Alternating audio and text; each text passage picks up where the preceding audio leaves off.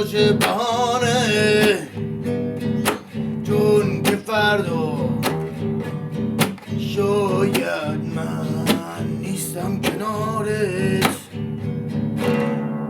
سخت میگذرن روزا از رفتن تو، کاش زن بودم نمیشنیدم صدای رفتن تو، صدای رفتن تو.